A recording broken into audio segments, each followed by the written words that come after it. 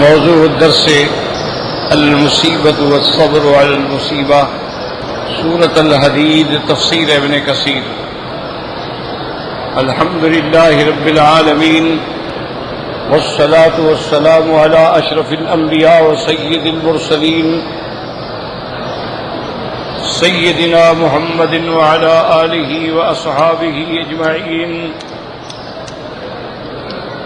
اللهم صل على سيدنا محمد وعلى آل سيدنا محمد كما صليت على إبراهيم وعلى آل إبراهيم في العالمين إنك حميد مجيد۔ أعوذ بالله من الشيطان الرجيم، بسم الله الرحمن الرحيم۔ ما أصاب من مصيبة في الأرض ولا في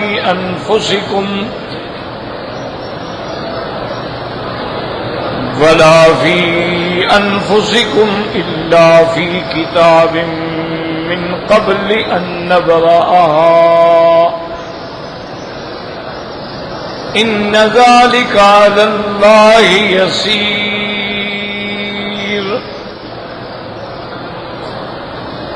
لكي لا تأسوا على ما فاتكم ولا تفرحوا بما آتاكم والله لا يحب كل مختال فخور۔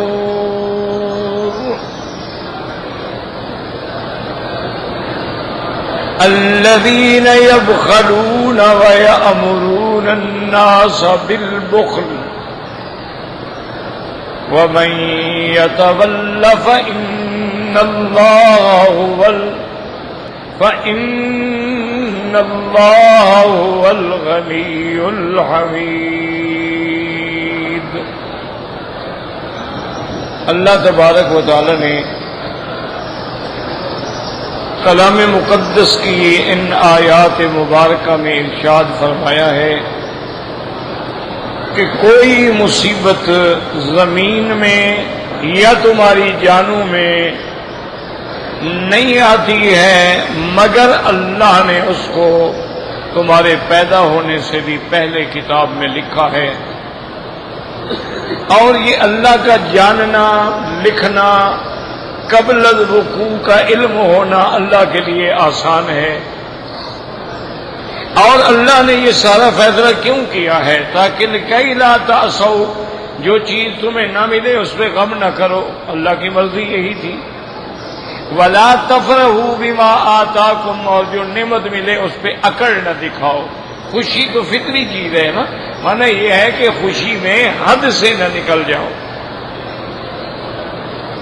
اسی لیے آگے تفسیر ہے کہ واللہ لا یحب کل مختال، اللہ تبارک و تعالی ہر اس بندے کو جو اپنی ذات میں تکبر کرتا ہے اور دوسروں پر بھی اکڑتا ہے اس کو محبوب نہیں رکھتے۔ پھر وہ لوگ جو خود بھی بخل کرتے ہیں اور لوگوں کو بھی بخل کا حکم دیتے ہیں۔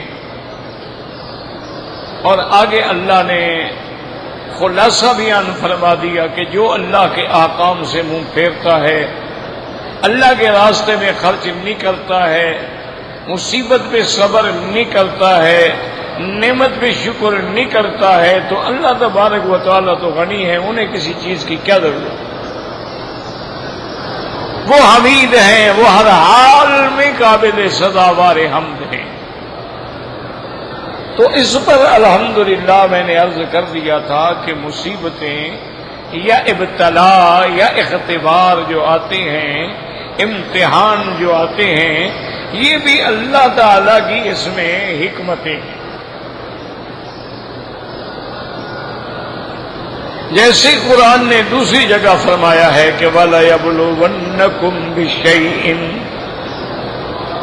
ہم تمہارا اختبار کرتے ہیں، امتحان کرتے ہیں، بِشَيْءٍ، یہاں تنوین ہے یعنی بالکل معمولی، اور با بھی اس پہ داخل ہے۔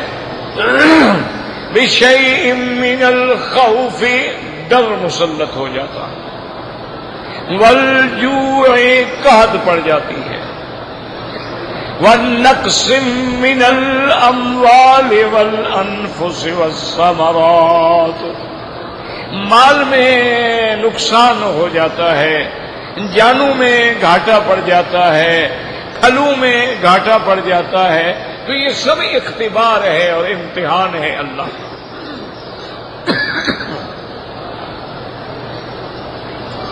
اسی لیے علماء نے یہاں ایک عظیم نکتہ بیان کیا ہے، انہوں نے کہا کہ آگے اللہ فرماتے ہیں وبشر، مصیبت کے بعد بشارت دینے کا کیا تعلق ہے؟ یعنی بشارت تو کسی چیز کی نعمت ملنے پہ ہوتی ہے، مصیبت ملنے پہ کیسے ہو گئی؟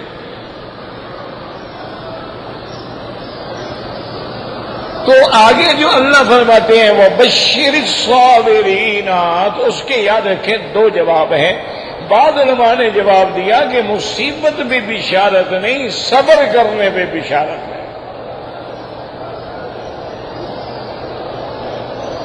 کہ ان کو خوشخبری دے دیں جو صبر کرنے والے ہیں۔ اور یاد رکھو کہ صبر کا معنی جو ہے وہ یہ نہیں ہے کہ صبر کا معنی اصل میں ہے منع، اپنے آپ کو روکنا، یہ صبر ہے۔ اور پھر صبر جو ہے یاد رکھو کہ وہ تین قسم پہ ہوتا ہے۔ ایک صبر جو ہے وہ تو ہوتا ہے عند المصیبت، کہ اگر کوئی مصیبت آ گئی، کوئی حادثہ ہو گیا، نقصان ہو گیا، اس وقت آدمی صبر کرے۔ کیا معنی؟ اپنے آپ کو روکے اور کوئی خلاف شریعت بات نہ کرے۔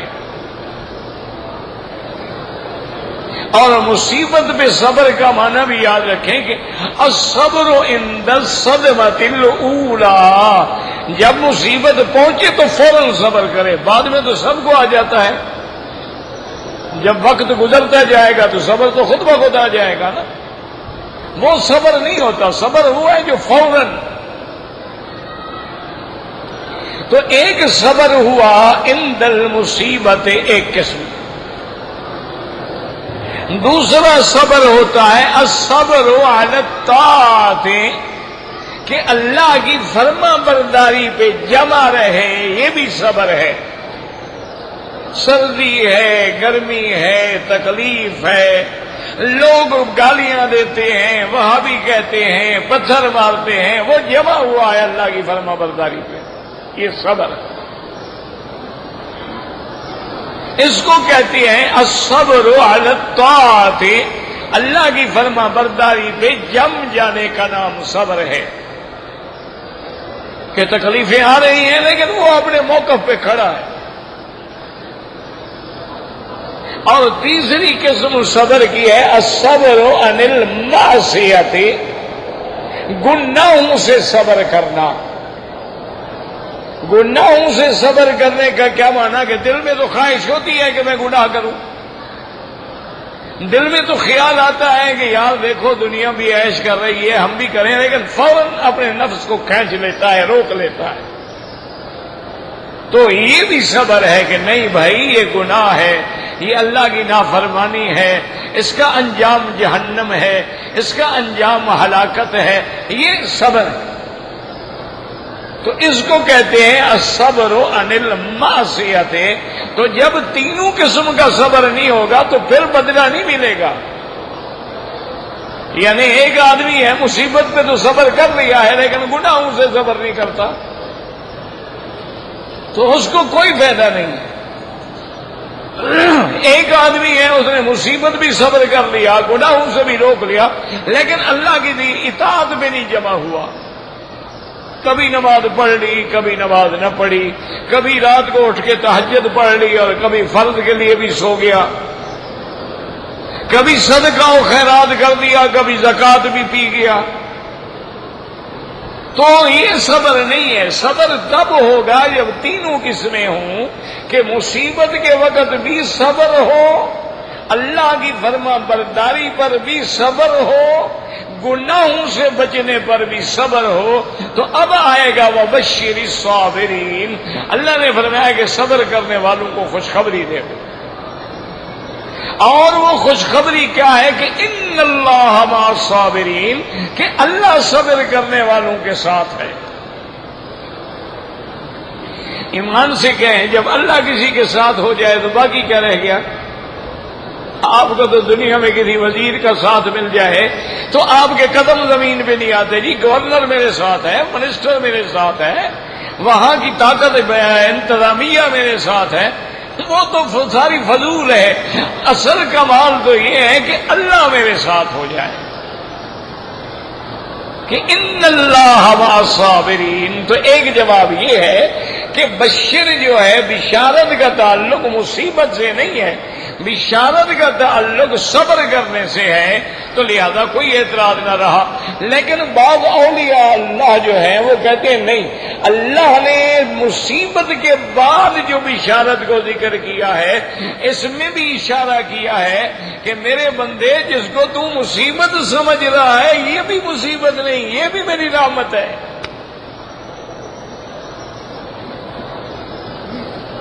جس کو تم مصیبت سمجھ رہے ہو، جی میرا ابا مر گیا، آئے میرا دادا مر، نہ مرتے تو پھر کیا ہوتا؟ تم رہتے کہاں؟ اگر حضرت آدم سے لے کر اس وقت تک لوگ کوئی مرتا ہی نہ تو بعد والے کیسے آتے؟ اگر وہ مرتے نہ تو تم کیسے جناب ان کی جائیداد کے وارث بنتے؟ تو اللہ نے فرما دیا کہ جس کو میرے بندے تم مصیبت سمجھ رہے ہو نا، مصیبت نہیں ہے، بلکہ یہ بھی یہ میری ایک رحمت ہے۔ اسی لیے آگے علاج بتلایا کہ اگر مصیبت آ جاتی ہے تو پھر ان پر انعام کتنا ہے۔ فرمایا اولئک علیہم صلوات من ربہم ورحمۃ، اولئک علیہم صلوات من ربہم ورحمۃ، ان کے لیے بڑی خصوصی رحمتیں ہیں۔ اللہ کی طرف سے صلاۃ جو ہے وہ رحمت ہوتی ہے، یاد رکھو۔ جیسے ان اللہ وملائکتہ یصلون علی النبی ہے، اللہ تبارک و تعالیٰ بھی نبی پہ صلاۃ بھیجتے ہیں، مانا رحمت بھیجتے ہیں۔ لفظ صلاۃ کا جب نسبت خدا کی طرف ہوتی ہے تو پھر رحمت مراد ہوتی ہے، اور اگر بندے کی طرف ہو تو طلب دعا ہوتی ہے۔ تو اس لیے اللہ نے فرمایا کہ صبر کرنے والوں کے لیے تو بڑی رحمتیں ہیں۔ چلو جب بڑی رحمتیں ہیں تو پھر رحمت ان کیوں آ گیا؟ اولئک علیہم صلوات من ربہم ورحمۃ، بھئی صلوات تو آ گیا، پھر رحمت کا کیا معنی؟ اس کو کہتے ہیں مفسرین کی اصطلاح میں کہ تعمیم بعد التخصیص، کہ پہلے تو اللہ نے ذکر کیا کہ ان پر میری خاص خاص رحمتیں ہیں، اور یہاں پر میں کہ ہاں خاص رحمتوں کی وجہ سے وہ رحمت عامہ سے محروم نہیں ہو جائیں گے، رحمت عامہ میں بھی وہ شامل ہوں گے، لیکن ان کے علاوہ ان پر خاص رحمتیں ہوں گی۔ تو اس لیے آگے فرمایا رحمت، یہ ہے تعمیم بعد التخصیص، اور اس کے بعد یہ بھی فرما دیا صلوات، ان پہ رحمتیں ہیں، اتنا کافی تھا، لیکن فرمایا من ربہم، ان کے رب کی طرف سے۔ کتنی بڑی انعام ہے کہ وہ رحمتیں کون دے رہا ہے؟ جو رب ہیں، اور اس میں اشارہ بھی کر دیا میرے بندے میں تیرا رب ہوں، میں تیرا پالنے والا، میں تیرا پیدا کرنے والا، میں تمہیں مصیبت کیوں دیتا؟ تو لازمی بات ہے کہ اس میں بھی میری رحمت چھپی ہوئی ہے، اس کے اندر بھی میرے حکمتیں ہیں. ہم جب کسی کو آزمائش میں ڈالتے ہیں تو یہ بھی حکمتیں ہیں, اور ہم جب کسی پر رحمت اور رزق کے دروازے کھول دیتے ہیں یہ بھی میرے امتحان ہیں, میری حکمتیں ہیں. تمہارا کام یہ ہے کہ صبر کرو. اور ایمان والے جو ہے وہ کیا کرتے ہیں, وہی ہدایت پہ ہیں. الذین اذا اصابتہم مصیبت, کہ جب ان کو مصیبت پہنچتی ہے تو کیا کہتے ہیں, انا للہ وَإِنَّا إِلَيْهِ رَاجِعُونَ. کیا مانا انا للہ, تحقیق ہم سب کس کے لیے ہیں؟ تو جب اس کے لیے ہیں, اس نے اپنا ملک سنبھال لیا تو چیختے کیوں ہو بھائی؟ ہم تو اسی کا ملک ہے نا, اس کی مملوک ہے. اس کی مرضی اپنی مخلوق کو اٹھا لے, اپنی مخلوق کو آزما لے, اپنی مخلوق کو لے. انا للہ وَإِنَّا إِلَيْهِ رَاجِعُونَ. کیا مانا, اشارہ کر دیا ہم سب اسی کے لیے ہیں. اگر آج باپ چلا گیا ہے ہم نے بھی تو لوٹ جانا ہے. یہ جدائی جو ہے لمبی نہیں, ہم نے بھی ادھر جانا ہے نا, ہم نے بھی پھر اسی کی طرف جانا ہے. انا الیہ راجعون. اور ایک مسئلہ بھی سمجھ لیں, ہمارے ہاں یہ ایک غلط بات پھیلی ہوئی ہے کہ جب کوئی موت ہو تو کہیں گے انا للہ و انا الیہ راجعون. یہ بات غلط ہے. الذین اذا اصابتہم مصیبت کا معنی یہ ہے جب ان کو مصیبت پہنچے. اب مصیبت کیا ہے, حضور نے اس کا بیان فرما دیا کہ اگر مچھر نے کاٹا ہے یہ بھی مصیبت ہے, پڑھو انا للہ و انا الیہ راجعون. اگر تیری جوتی کا تسمہ ٹوٹ گیا یہ بھی مصیبت ہے. اگر تمہیں کسی بچھو نے ڈنگ مار دیا یہ بھی مصیبت ہے. اگر تیرا دیا بجھ گیا یہ بھی مصیبت ہے. اور حضور ان سب چیزوں میں پڑھتے تھے انا للہ و انا الیہ راجعون. کہ مصیبت ہے روشنی میں بیٹھا ہو آدمی اندھیرا ہو جائے, آدمی روشنی سے, اچھا پہلے اگر اندھیرا ہو تو گزارا ہو جاتا ہے, لیکن روشنی کے بعد جب اندھیرا ہو جائے, اور ہمارے یہاں تو ماشاءاللہ اندھیرے ہی اندھیرے ہیں نا, وہاں تو روشنی ہے ہی نہیں نا, کیونکہ اندر والی روشنی انہوں نے ختم کر دی, باہری والی اللہ نے چھین لی. اندر والی روشنی اگر اس لیے لکھتے ہیں نا کہ ایک دفعہ حضرت مرزا مظہر جان جانا رحمت اللہ علیہ جو بہت بڑے اولیاء اللہ گزرے ہیں, بیٹھے ہوئے تھے تو وہ لیمپ جل رہے تھے, یہ جو دیے جل رہے تھے, اس زمانے میں بجلیاں تو نہیں ہوتی تھی نا, تو وہ بجھ گئے. تو ساتھیوں نے پریشانی کا اظہار کیا, آپ نے انا للہ و انا الیہ راجعون پڑھا, اور اس کے بعد فرمایا کہ بھائی اللہ کا شکر ہے اللہ نے باہر والی روشنی تو چھین لی لیکن دل الحمدللہ روشن ہے. فرمایا اللہ کا بڑا شکر ہے, یہ باہر کی روشنی چلی گئی تو کیا ہو گیا. اور پھر یاد رکھو یہ بھی ہمارے عام رواج جو ہے لوگوں میں, وہ بھی حدیث کے مطابق آدھا کلمہ پڑھتے ہیں. پورا کلمہ یہ ہے انا للہ و انا الیہ راجعون. اللہم اجرنی فی مصیبتی ھذا وخلف لی خیرا منہا. یا اللہ اس مصیبت میں مجھے اجر بھی عطا فرما دے اور اس کے بدلے میں کوئی بہتر نعمت عطا فرما. تو اصل پورا کلمہ جو ہے وہ یہ ہے. ہمارے آدمی آدھا پڑھتے ہیں آدھا پڑھتے ہی نہیں ہیں. انا للہ انا للہ بس اتنا نہیں, پورا پڑھنا چاہیے. انا للہ و انا الیہ راجعون.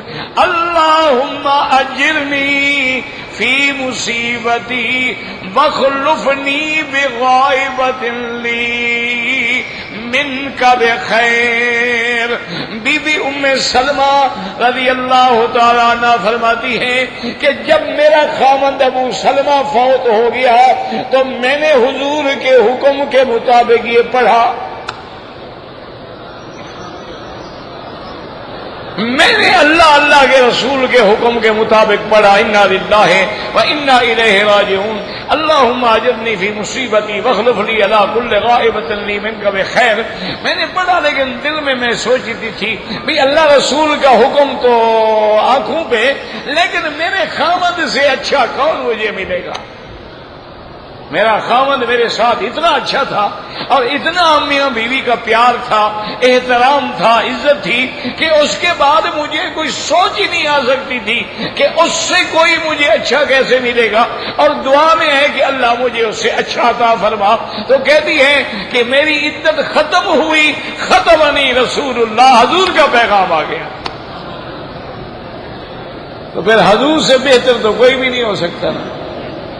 پھر تو ساری دنیا کے خامد قربان، ساری دنیا کی مخلوق قربان. تو یقین تھا دعا پہ تو اللہ نے فوراً بدلہ عطا فرما دیا. تو اس لیے مصیبت جو ہے یہ بھی ایک، اگر آدمی غور کرے تو ایک نعمت ہے، ایک رحمت ہے، اور ایک عجیب اس میں بھی ایک لذت ہے. جیسے کہ اپنا ایک بہت بڑے بزرگ گزرے ہیں حضرت خلیفہ غلام محمد دین پوری رحمت اللہ علیہ. بڑے عظیم لوگوں میں تھے، جہاں حضرت مدنی اور حضرت تھانوی اور حضرت لاہوری اور حضرت امروٹی اور مولانا سندھی اور بڑے بڑے لوگ جہاں خادم ہوتے تھے اور جاتے تھے. تو وہ اپنی زبان میں ایک شعر اکثر پڑھا کرتے تھے کہ مہرے سجن ہے دم بدم، کہرے سجن ہے گاہ گاہ. کہ مہرے سجن ہے دم بدم، کہرے سجن ہے گاہ گاہ. اوی سجن ہے واہ واہ، ایوی سجن ہے واہ واہ. کہ رحمت تو اس کی دم بدم ہے، لیکن کبھی کبھی قہر بھی آ جاتا ہے. لیکن مولا ہم وہ بھی تیری رحمت اور یہ بھی تیری رحمت ہے، دونوں میں ہم تیری شکایت نہیں کرتے، پر کیوں تو نقصان سے پاک ہے. تو اس لیے ہمیشہ یاد رکھیں، یہاں بھی لفظ آیا ما اصاب من مصیبت فی الارض ولا فی انفسکم. ابھی ایک مسئلہ میں نے کل بھی عرض کر دیا تھا کہ اللہ نے سب کچھ لکھ دیا. اسی لیے بعض فرقے جو ہیں معتزلہ کے مجبرہ پیدا ہوئے، جو یہ عقیدہ رکھتے ہیں کہ انسان جو ہے وہ مجبور محض ہے، وہ جو کچھ بھی کرتا ہے اللہ نے تقدیر میں لکھ دیا ہے اور وہ بندہ مجبور ہے، لہذا اس کو گناہوں پہ سزا ہی نہیں ہوگی. ایک فرقہ ہے باقاعدہ، اس کا نام ہے مجبرہ، مشبہہ، مجبرہ، جہمیہ، قدریہ، کرامیہ. کوئی ایک فرقہ ہے، اللہ معاف کرے. تو مجبرہ کا یہ عقیدہ ہے، وہ کہتے ہیں جی کہ اللہ نے ہر چیز ہمارے پیدا ہونے سے بھی پہلے، آسمان زمین پیدا ہونے سے بھی پہلے لکھ دی.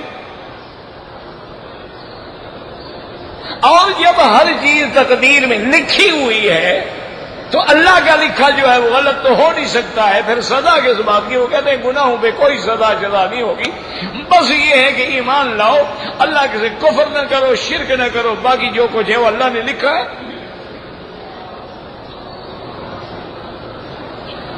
اچھا، ان میں بھی یہ نہیں ہے کہ کچھ چھوٹے چھوٹے لوگ ہیں، بڑے بڑے علماء بھٹکے ہیں. بھٹکتا بھی تو عالم ہے نا. جو دریا میں تیرے گا نہیں وہ ڈوبے گا کیا؟ وہ تو کنارے پہ کھڑا رہے گا نا. ہمیشہ تیرنے والا ڈوبتا ہے نا. تو اس پر ایک عجیب واقعہ آیا ہے کہ ایک دن ایک آدمی جو ہے، ایک نوجوان کسی کے باغ میں گھس گیا.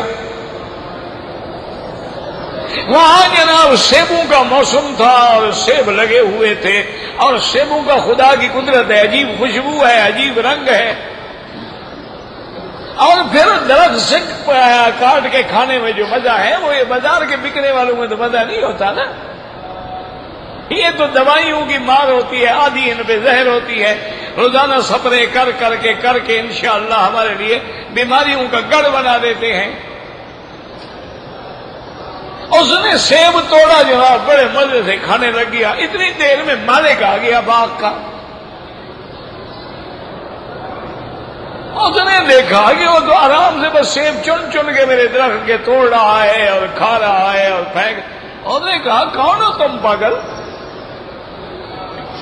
یہ میرا باغ ہے، میرے سیب ہیں، کیوں کھا رہے ہو؟ اس نے کہا زیادہ تقریر مت کرو مولوی صاحب، یہ زمین اللہ کی ہے کہ نہیں؟ اس نے کہا بالکل ہے. اس نے کہا ان درختوں کا بنانے والا اللہ ہے کہ نہیں؟ اس نے کہا اللہ ہے. پھل لگانے والا اللہ ہے؟ اس نے کہا اللہ ہے. اس نے کہا جب ہر چیز اللہ کی ہے، میں بھی اللہ کا ہوں، کھا رہا ہوں، تم کون روکنے والے؟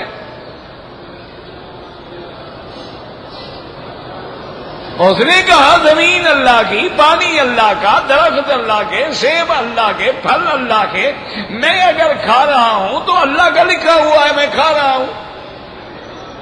اور پھر تقدیر میں لکھا تھا میں تیرے باغ میں آؤں گا، میں سیب توڑوں گا، میں سیب کھاؤں گا، تو یہ سب اللہ کا فیصلہ ہے، تم مجھے کیوں ڈانٹ رہے ہو؟ انہوں نے کہا ٹھیک ہے ٹھیک. اس نے اپنے نوکروں کو بلایا، اس نے کہا ایک رسا بھی لے آؤ اور ڈنڈا بھی لے آؤ.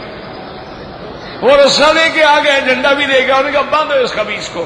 باندھا اور اس نے ڈنڈے برسانے شروع کیے. انہوں نے کہا یہ کیا کر رہا ہوں؟ اس نے کہا ڈنڈا بھی اللہ کا، رسا بھی اللہ کا، میں بھی اللہ کا، بندہ بھی اللہ کا، یہ بھی اللہ نے تقدیر میں لکھا تھا، اب چیخ کیوں رہے ہو؟ تو اس نے کہا جی مجھے سمجھ آ گئی، ہاں اللہ نے لکھا تو ہے لیکن ہمیں بھی اختیار دیا ہے، اس اختیار کی وجہ سے ہمیں سزا ملتی.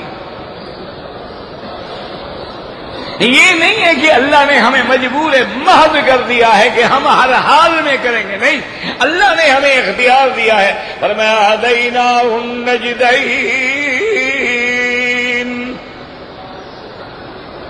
اسی طرح فرمایا الہمہا فجورہا و تقواہا. میرے بندے میں نے تمہیں برائی کا بھی بتلا دیا، بھلائی کا بھی بتلا دیا ہے. نہ تم مجبور محض ہو نہ مختار کل ہو. باقی اللہ کے لکھنے کا معنی یہ نہیں اللہ نے ہمیں مجبور کیا، بلکہ اللہ نے اپنے علم کا کمال ظاہر کیا ہے کہ جب ہزاروں سال پہلے لکھا گیا، اب فرشتے کو کاغذ ملتا ہے، وہ لوح محفوظ میں دیکھتا ہے اللہ یہ واقعہ ہزاروں سال پہلے لکھ چکے ہیں. وہ کہتے سبحانک لا علم لنا الا ما علمتنا انک انت العلیم الحکیم. اس لیے ہمیشہ یاد رکھیں کہ مصیبتیں بھی آتی ہیں، اللہ نے لکھی بھی ہیں، اور ان کے دو سبب ہوتے ہیں، یا گناہ کی وجہ سے مصیبت آتی ہے، یا پھر اپنے بندوں کے امتحان و اختبار کے لیے مصیبت آتی ہے. اس لیے قرآن کہتا ہے وَلَنَبْلُوَنَّكُمْ وَلِنَعْلَمَ مِنْكُمُ الصَّادِقِينَ وَمِنْكُمُ الْكَاذِبِينَ. اللہ فرماتے ہیں ہم تمہارا اختبار کرتے ہیں، ہم جانے کون سچا ہے اور کون جھوٹا ہے. اب امتحان تو وہ لیتا ہے جس کو علم نہ ہو، اور جب اللہ کو علم ہے تو پھر امتحان لینے کا مطلب دیکھو، یاد رکھو، امتحان جو لیتے ہیں ہم سکول میں بچوں کا، ہمیں پتہ نہیں ہوتا نا کہ اللہ کے بندے نے محنت کی ہے نہیں کی ہے، کامیاب ہوگا نہیں ہوگا، یہ کتنے نمبر لے گا، فرسٹ ڈویژن آئے گا، سیکنڈ آئے گا، تھرڈ آئے گا، فیل ہو جائے گا، ہمیں علم نہیں ہوتا. اللہ کو تو ہر چیز کا علم ہے، کون پاس ہوگا کون فیل ہوگا وہ تو جانتے ہیں، لیکن پھر وہ کیوں لیتے ہیں؟ اللہ نے فرمایا میرے بندے میں تو جانتا ہوں، لیکن میں اپنی مخلوق پہ بھی ظاہر کرنا چاہتا ہوں کہ تم بھی دیکھ لو صادقین کون ہیں اور کاذبین کون ہیں، تب طیبین کون ہیں اور خبیثین کون ہیں. ان پہ ظاہر کرنے کے لیے اختبار ہے، امتحان ہے، تاکہ وہ دیکھ لیں کون مصیبت میں صبر کرنے والا ہے اور کون جزا فضا کرنے والا ہے. ورنہ میں تو جانتا ہوں مجھے تو کسی چیز کی ضرورت نہیں ہے. تو یہ امتحان بھی کیوں ہوتا ہے؟ تاکہ ہم لوگوں پہ بات جو ہے وہ واضح ہو جائے، ورنہ اللہ تو جانتے ہیں. اچھا فی الارض کیا مانا؟ زمین میں مصیبت کا کیا مانا؟ قحط آ جاتی ہے، زمینیں پھٹ جاتی ہیں، آبادیاں نہیں دیتی ہیں، یہ زمین کے لیے مصیبت ہے۔ بندے میں مصیبت ہے، کبھی بیماری آ گئی، کبھی تکلیف آ گئی، کبھی چوٹ لگ گئی، یہ تم بدن کے لیے مصیبت ہے۔ اور اس کے بعد اللہ تبارک و تعالی فرماتی ہیں الا فی کتاب، کتاب سے مراد لوح محفوظ ہے، من قبل ان نبرأها، نبرأها کا معنی پیدا کرنے سے بھی پہلے میں نے سارا لکھ دیا ہے، اور یہ سب کچھ میرے لیے آسان ہے۔ کیوں لکھ دیا ہے؟ تاکہ تم اگر مومن ہو، کوئی چیز چلی جائے تو غم نہ کرو، اگر مل جائے تو پھر حد سے نہ نکلو۔ اگر کوئی چیز نعمت مل جائے تو پھر نعمت کو نعمت سمجھو، یہ نہیں کہ حد سے نکل جاؤ، انسانوں کو انسان بھی نہ سمجھو، بندے کو بندہ بھی نہ سمجھو، اعتدال میں رہو۔ دیکھا نہیں ہے کہ جب دولت مندوں کو پیسہ مل جاتا ہے، کوئی سیٹ مل جاتی ہے، کوئی منسٹری مل جاتی ہے، پھر وہ انسانوں کو انسان بھی نہیں سمجھتے نا۔ دہلی کے علاقے کا واقعہ ہے تاریخ میں، وہاں ایک مجذوب ہوتے تھے، ایک سڑک کے کنارے ایک نالا تھا، گندا نالا، جس میں شہر کا گندا پانی بہتا ہے۔ وہ اللہ کا بندہ مجذوب آدمی تھا، وہ وہاں سارا دن بیٹھے رہتے اور ان کے ہاتھ میں ایک پتلا سا لمبا بیت ہوتا تھا، کبھی کبھی موڈ میں آتے تو بس وہ گندے پانی پہ وہ بیت مارتے رہتے۔ ایک کوئی بڑا بگڑا تگڑا نواب زادہ جو ہے وہ نکلا، اور اس کے ساتھ اس کی محبوبہ تھی، دونوں جناب بڑا اعلیٰ زرق برق لباس پہنے ہوئے وہاں سے گزر رہے تھے۔ خدا کی شان ہے، اللہ والے نے جو بیت مارا نا جی، وہ گندا پانی جو اڑا وہ سارے کا سارا جو ہے وہ عورت کے کپڑوں میں آ گیا اور مرد کے سوٹ میں بھی آ گیا، اور وہ حیران ہو کے کھڑے ہو گئے یہ کیا ہو گیا ہے؟ تو مرد نے غصے میں آ کے ہاتھ میں سٹک پکڑی ہوئی تھی، اس نے آگے اس فقیر کو 2-3 ماری۔ انہوں نے کہا یہ کیا تم فقیری، یہ فقیری ہے؟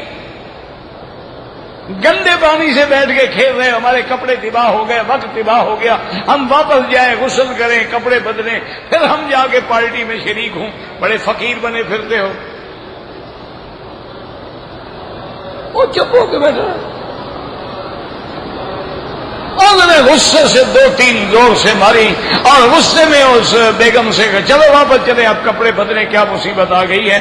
ابھی وہ کوئی 20 قدم گئے ہوں گے کہ مرد جو تھا اس کو پیٹ میں اتنا شدید درد اٹھا کہ زمین پہ لوٹنے پوٹنے لگے۔ وہ عورت بڑی سمجھدار تھی، وہ سمجھ گئی کہ یہ بیماری نہیں ہے، اچھا خاصا بندہ ہے، کوئی بات نہیں، ابھی ہنس کھیل رہا ہے، فوراً پکڑا گیا۔ معلوم ہوتا ہے اسے اللہ والے کی بد دعا لگ گئی۔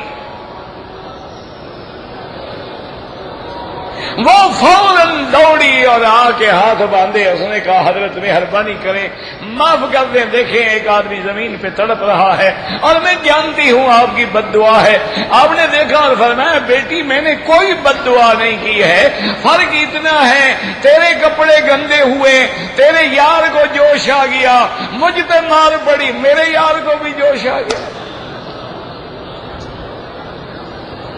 اور یہ تو پھر بات ہے نا، اگر تیرے کپڑے خراب ہوئے ہیں تو تیرے یار کو جوش آ گیا ہے نا، تو ہم پر بھی مار پڑی تو ہمارے بھی یار کو جوش آ گیا، ہم کیا کریں؟ لے جاؤ اس بدبخت کو۔ وہ پاؤں میں گر گئی، اس نے کہا اچھا ٹھیک ہے جاؤ، بس معاف کیا، بس ہو گیا، اٹھ کے کھڑا ہو گیا۔ تو یہ چیزیں جو ہے نا سمجھنے والی ہوتی ہیں، بندہ ان باتوں کو سمجھ نہیں سکتا، اس لیے اللہ فرماتے ہیں میں نعمت دے دوں تو پھر اللہ پاک کسی اکڑنے والے کو برداشت نہیں کرتے۔ وَقْصِدْ فِي مَشْيِكَ، حضرت لقمان علیہ السلام نے اپنے بیٹے سے کہا تھا بیٹا اعتدال میں چلا کرو، یہ نہیں اکڑ اکڑ کے چلو۔ وَغْضُضْ مِنْ صَوْتِكَ، اگر بات کرو تو آستے سے، چیخ چیخ کے بات کر رہا ہے، تم کتنا چیخو گے؟ گدے سے بھی زیادہ آواز نکال لو گے۔ ان کا انکر الاصوات لصوت الحریر، سب سے گندی آواز جو ہے وہ تو گدھے کی آواز ہے۔ یہاں بھی اللہ نے فرمایا واللہ لا یحب کل مختال فخور۔ آگے اللہ نے فرمایا ایک لوگ ہیں خود بھی بخل کرتے ہیں اور بعض ایسے بدبخت ہیں دوسروں کو بھی کہتے ہیں یار تم کیا کر رہے ہو، یہ مسجد میں پیسے اور مدرسے میں پیسے، یہ تو مولوی چندے کھانے والے ہوتے ہیں، کیا کر رہے ہو تم، محفوظ رکھو اپنا فنڈ، اپنا سرمایہ کاروبار میں لگاؤ۔ یامرون الناس بالبخل، لوگوں کو بھی بخل پہ اکساتے ہیں۔ اللہ نے فرمایا اگر میرے فرمان کی نافرمانی کرو گے مجھے کیا پرواہ ہے، بنا میں تو غنی ہوں، فقیر تو تم ہو، بھکاری تو تم ہو، بھیک مانگے تو تم ہو، واللہ الغنی وانتم الفقراء، اللہ تو غنی ہے، مجھے کیا ضرورت ہے تمہاری۔ اچھا اگر تم میرا نام نہ لو، میں تو حمید ہوں، میں تو محمود ہوں، میری تو ہر صفت میں ہر حال میں میری ثنا ہے، ہر حال میں میری حمد ہے، دنیا کا ذرہ ذرہ میری حمد بیان کر رہا ہے، نہ مجھے تیرے حمد کی ضرورت ہے، نہ مجھے تیرے شکریہ کی ضرورت ہے، نہ مجھے تیرے مال کی ضرورت ہے۔ تو خود سوچ لو کہ جو کچھ اللہ کے راستے میں کرو گے گویا وہ آخرت کے بینک میں محفوظ کر رہے ہو، اور جو دنیا میں دے رہے ہو فنا ہو رہا ہے۔ حضور نے فرمایا ما اکلتا، جو تم نے کھایا وہ فنا ہو گیا، ما لبستا، جو تم نے پہنا فقد بلیتا وہ پرانا ہو گیا، ما تصدقت فقد امضیتا، جو تم نے اللہ کے لیے آگے دیا ہے وہی تیرے کام آئے۔ اللہ پاک آپ کو بھی مجھے بھی دین پہ چلنے کی توفیق دے۔ اللہ تبارک و تعالی ہم تیرے عاجز بندے ہیں، ہم تو امتحان کے بھی قابل نہیں ہیں، رحمت کے ساتھ رحمت کے فیصلے فرما دیں۔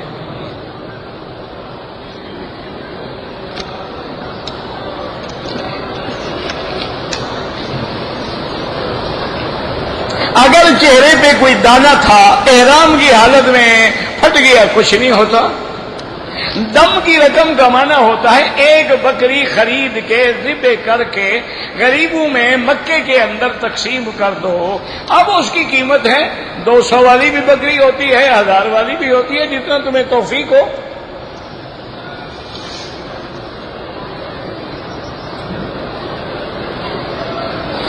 یہ حضرت تقی عثمانی اور حضرت ضرب علی خان مترلہم العالی جو ہیں یہ بہت بڑے علماء میں سے ہیں، سکہ علماء سے میں ہیں، اور قرآن و حدیث کے فقہ کے شناور ہیں۔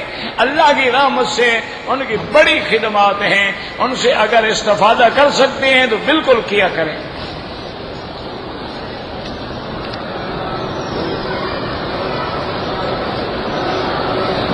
چار مسلک جو ہیں وہ تو فقہ کے ہیں نا، امام ابو حنیفہ، حنفیہ، مالکیہ، شافعیہ، حنبلیہ، بس اعلیٰ حضرت وغیرہ بھی مسلک نہیں ہے، وہ مذہب نہیں ہے، وہ تو بریلوی علماء کے ایک بڑے گزرے ان کو اعلیٰ حضرت کہتے ہیں، وہ کوئی فقہی منصب تو نہیں ہے، وہ تو خود حنفی کہلاتے ہیں اپنے آپ کو۔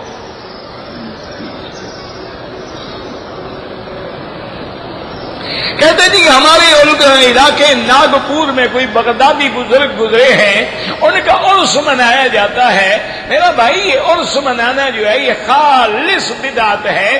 اگر یہ دین ہوتا تو سب سے پہلے صحابہ عمل کرتے، اگر یہ دین ہوتا سب سے پہلے اہل بیت عمل کرتے، اگر یہ دین ہوتا تو سب سے پہلے حضرت حسین کے غم میں زین العابدین عمل فرماتے۔ یہ تو بدعات ہیں، لوگوں نے گھڑ رکھا ہے۔ اور عرس کا پتہ ہے تمہیں کیا معنی ہوتا ہے؟ عرس کا معنی ہوتا ہے شادی۔ عروسہ کہتے ہیں دلہن کو، عریس کہتے ہیں دولہے کو۔ یہ بزرگوں کا عرس کرتے ہیں، ہر سال ان کی شادی کرتے ہیں، اللہ سے وصال کرا رہے ہیں۔ انا للہ و انا الیہ راجعون۔ کہتے جی کہ بعض بزرگوں کے ہاتھ کو چومتے ہیں، کوئی منع نہیں ہے، لیکن اگر اس کے دل میں تکبر پیدا ہو تو اس کا ہاتھ کبھی نہ چومے۔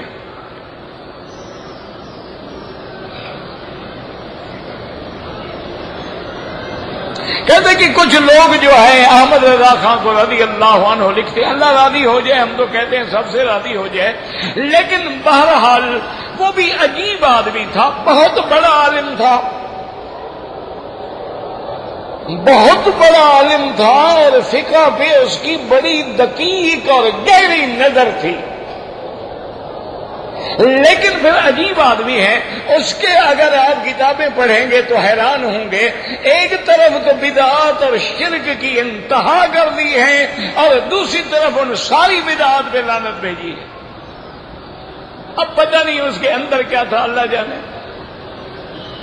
اس کی کتابوں میں دونوں چیزیں آپ کو ملیں گی، ایک جگہ لکھ دیں گے کہ بھئی اگر کوئی آدمی بربنائے تعظیم کسی بزرگ کی مزار پہ آ کے چومتا ہے یا سجدہ کرتا ہے تو کوئی حرج نہیں ہے۔ اچھا، دوسری جگہ اپنی کتابوں میں لکھا ہے، الہی کلمۃ الحق میں لکھا ہے کہ اگر وہ یہ سجدہ کر رہا ہے بطور تعظیم کے تو فاسق فاجر ہے، اور اگر بطور عبادت کے تو کافر مشرک ہے۔ اب دونوں باتیں اعلیٰ جو تھے، چھوٹے تو نہیں تھے نا، ہوئے تو بڑے نا، اعلیٰ تو اب اعلیٰ کی باتیں اعلیٰ ہی سمجھے، ہم فقیر کیسے سمجھیں؟ عجیب ہونے کی باتیں ہیں، آدمی حیران ہو جاتا ہے، یعنی دونوں طرف۔ اچھا، ایک جگہ باقاعدہ لکھا ہے کہ ایک آدمی نے حضرت سے پوچھا کہ جی عرس منایا جاتا ہے، قوالی ہو رہی ہے، فرمایا فقیر کا تو دل کہتا ہے کہ اللہ کے بزرگ جو اس مزار میں دفن ہیں وہ روحانی طور پہ ان پہ لعنت بھیج رہے ہوں گے کہ مجھے کیوں پریشان کر رہے ہیں، میری مزار پہ قرآن پڑھتے، حدیث پڑھتے، یہ کیا گانے بجانے شروع کر دیے ہیں۔ اور دوسری جگہ لکھتے ہیں کہ اگر عقیدت میں آ کے کسی نے کچھ کہہ دیا تو کوئی حرج نہیں، کیا کرے آپ؟ کہتے ہیں جی کہ ہم کو یہ کیسے پتہ لگے گا کہ یہ گناہ کبیرہ ہے یا صغیرہ ہے؟ پہلے تو یاد رکھو گناہ ہے، ایک بات یاد رکھو، اس لیے حضور نے بی بی عائشہ سے فرمایا تھا ایاکی و محقرات الذنوب، بی بی گناہوں کو چھوٹا نہ سمجھنا، آگ ہمیشہ چھوٹی لکڑیوں سے جلائی جاتی ہے۔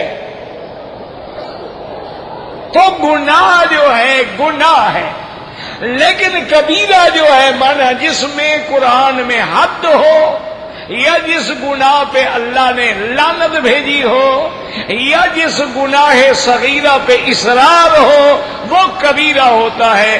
جیسے شرک ہے، زنا ہے، کسی نیک بیوی کو تہمت لگانا ہے، کتاب سے منہ پھیرنا ہے، یہ کبائر ہیں۔ اچھا، داڑھی منڈانا جو ہے صغیرہ ہے، لیکن ایک دفعہ جب دوبارہ سے 12 4 اب وہی کبیرہ ہو جائے گا، کیونکہ لا صغیرۃ مع الاصرار، صغیرے کو جب ہم دہراتے رہو گے تو وہ کبیرہ بن جائے گا، تو جو بار بار داڑھی منڈائے گا وہ فاسق و فاجر ہو جائے گا۔ اسی لیے حکم ہے کہ نہ وہ امام بن سکتا ہے نہ اذان دے سکتا ہے۔ باقی گناہ تو گناہ ہے، چھوٹا ہو بڑا ہو، اللہ کی نافرمانی ہے۔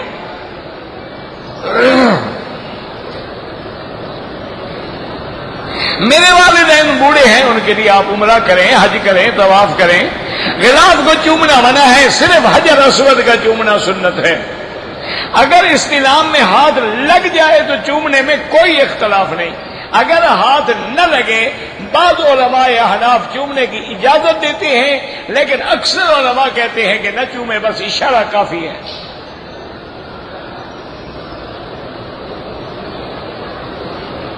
کہتے جی کہ لائن میں لگ کے جو حجر اسود کو بوسہ دیتے ہیں، میرا بھائی بات یہ ہے کہ جب اللہ نے ہمیں راستہ بتا دیا ہے کہ بوسہ دو، اشارہ کرو، بس پھر لائنیں لگنے کی کیا ضرورت ہے؟ اچھا، جب ہم لائن لگیں گے تو ہمارا لازمی بات ہے سینہ بھی پھر جائے گا کعبۃ اللہ سے، جب پھر گیا طواف ہی باطل ہو گیا، حجر اسود کے بوسے دینے کا کیا فائدہ؟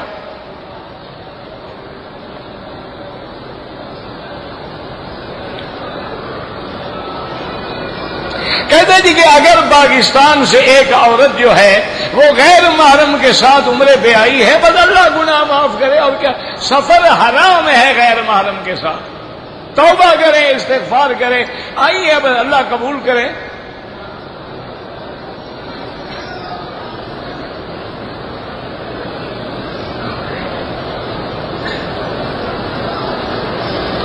کہتے ہیں جی کہ آپ دو قبروں سے گزر رہے تھے تو آپ کی اونٹنی رک گئی. پہلے تو یہ حدیث ہے ہی نہیں.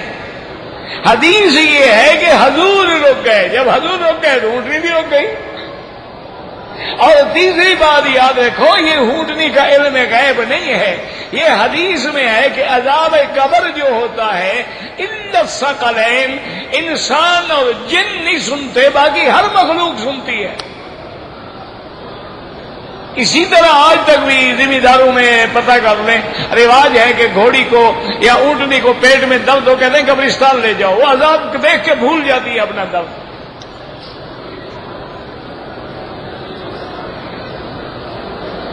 آدمی اگر جوتی ہاتھ میں ہو طواف کر سکتا ہے، کر سکتا ہے. اگر جوتا اس کا خانہ کعبہ کو لگ گیا کوئی بات نہیں، اللہ نیتوں کو جانتے ہیں، اس کا مقصد توہین ہے یا اپنی چیز کی حفاظت ہے. تو اگر جوتا پہن کے نماز ہو سکتی ہے تو طواف میں لگ گیا تو کیا ہو گیا؟ اصل بات یہ ہے کہ وہ پاک ہو.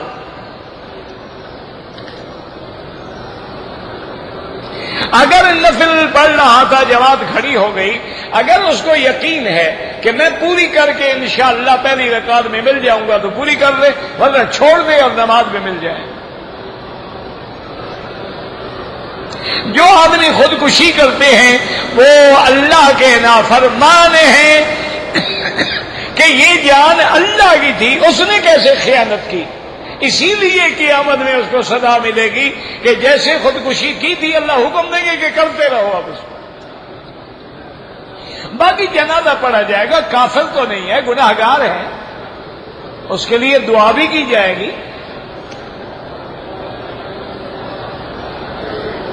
اگر انسان کی موت کے بارے میں شک ہے، قتل ہے یا خودکشی ہے، اللہ سے دعا کریں. وضاحت اللہ جانتے ہیں. انسان میں جادو ہو جائے، اس کے اثر میں خودکشی کر لے، اللہ عالم. جادو تو ہوتا ہے لیکن ایسا ہم نے نہیں سنا کہ جادو کر لو اور وہ خودکشی کر لے.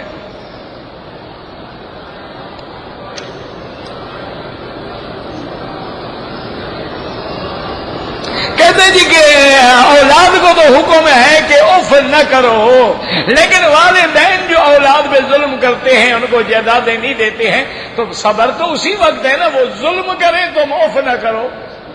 اف تکلیف میں ہوتی ہے نا، وہ تکلیف پہنچائے اف نہ کرو. آرام سے بھی کوئی اف کرتا ہے، وہ کہے نا تکلیف ہوگی نا. وہ تکلیف دیتے رہے، تم خدمت کرتے رہو، وہ اپنا جواب قبر میں دیں گے.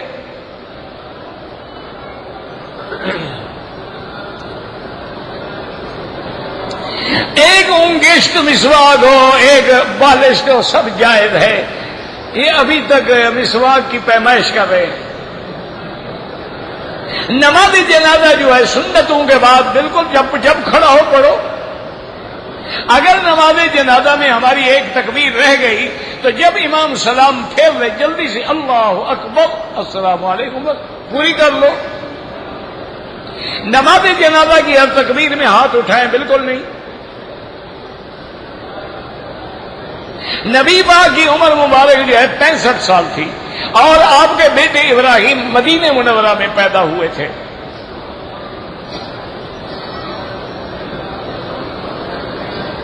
کہتے جی کہ بازار میں کچھ مہندی کے رنگ میں ٹیوب ملتی ہے، وہ لگا سکتے ہیں. معنی یہ ہے کہ بالوں کو یا داڑھی کو کالا رنگ نہ لگاؤ، باقی کوئی لگاؤ.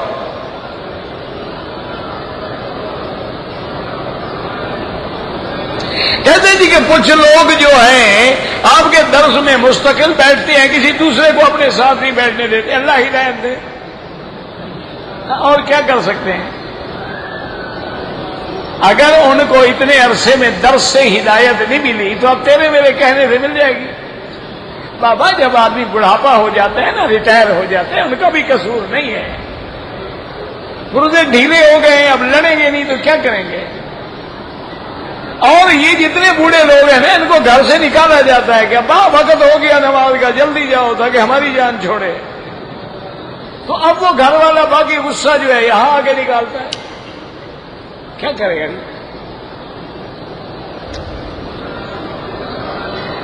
سورۃ المومن شفا، قرآن سارا شفا ہے. ونزل من القرآن ما هو شفا. نمازیوں کے آگے نہیں گزرنا چاہیے، طواف والے گزر سکتے ہیں۔ ہر طواف کے بعد 2 رکعت پڑھنا واجب ہے۔ اگر عورت کو ماہواری ہو جائے، وہ مسجد کے اندر داخل نہیں ہو سکتی، تو عمرہ کیسے کرے گی، طواف کیسے کرے گی؟ عقل کی بات کرو۔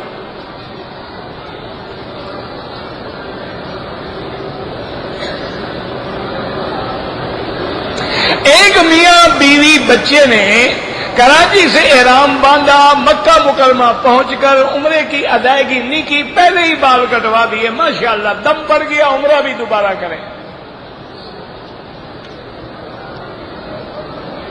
ایک آدمی نے نشے کی حالت میں اپنی بیوی کو 2 دفعہ طلاق طلاق کہہ دی، طلاق ہو گئی جناب۔ یہ کیسا نشہ ہے کہ اس کو عربی لفظ طلاق کا بھی پتا تھا؟ بھئی طلاق عربی کا لفظ ہے، اس کو نشے میں کیسے یاد رہا کہ میں نے طلاق ہی کہنا ہے؟ طلاق بھی نہیں کہا، ہلاک بھی نہیں کہا، طلاق ہو گئی، یہ بہانے ہیں کہ نشہ تھا، کوئی نشہ وشہ نہیں تھا۔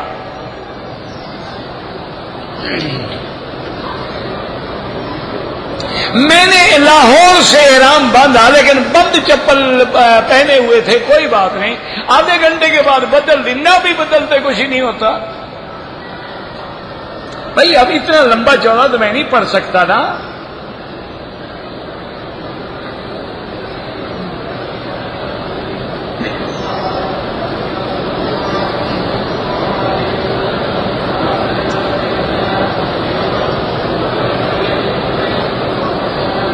میں نے والد کی قبر گری ہوئی تھی، بنا دی، ٹھیک ہو گیا، بس اچھی بات ہے۔ رفع یدین جو کرتے ہیں الحمدللہ، ہمیں ان پہ کوئی اعتراض نہیں ہے، اور جو نہیں کرتے ہیں ان کے پاس بھی حدیث رسول اللہ ہے جو حضرت عبداللہ ابن مسعود سے روایت ہے، اور اسی طرح کرنے والوں کا سب سے بڑی روایت جو ہے وہ حضرت ابن عمر سے ہے، اور وہ خود نہیں کرتے تھے۔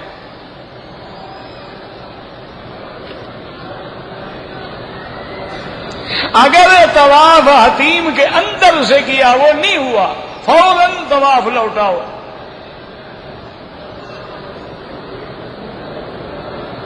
میرا احرام جو تھا وہ بمبئی چلا گیا بیگ میں نے احرام جدے سے باندھا، ایک بکری دم پڑ گئی، احرام چلا گیا، تم تو نہیں چلے گئے تھے نا؟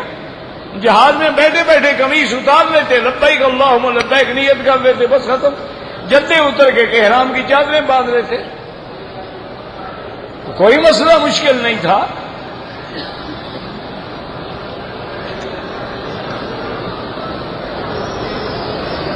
ہم مدینے سے آتے ہوئے مسجد عائشہ سے احرام باندھا، دم پڑ گئی، آپ کو مدینے سے باندھنا چاہیے تھا، مدینہ منورہ میقات ہے۔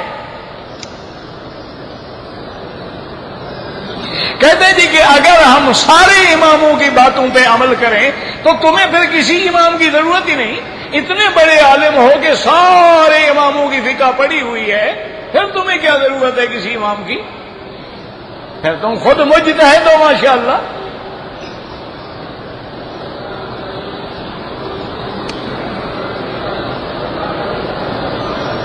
میرے بال آدھے ان سے کم تھے، مشین لگوائی، کوئی بات نہیں، ٹھیک ہے۔ میری بیوی نے عمرہ کیا، آپ نے بال خود کاٹ لیے، کوئی بات نہیں۔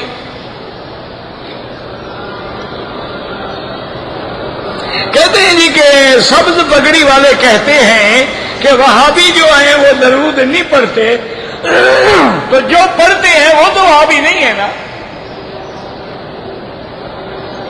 کوئی مسلمان مجھے دکھاؤ جو نماز میں درود نہ پڑھتا ہو، کوئی ایسی نماز ہے جو بغیر درود کے ہو، تو پھر وہ وہابی تو نہ رہے نا، پھر سب پگڑی والے جھوٹ بولتے ہیں نا۔ وہ تو ہر مسلمان پڑھتا ہے السلام علیکم ایھا النبی ورحمۃ اللہ وبرکاتہ، اس کے بعد اللہم صلی علی محمد وعلی آل محمد۔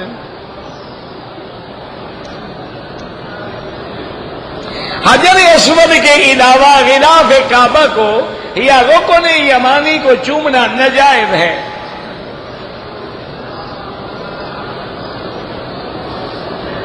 کہتے جی کہ اگر کوئی جماعت حقیقی معنوں میں خلافت قائم کرنا چاہتی ہے تو ان کا ساتھ دینا چاہیے، دینا تو چاہیے، لیکن وہ خلافت لندن میں قائم کرنا چاہتے ہیں، مسلمان ملک میں نہیں۔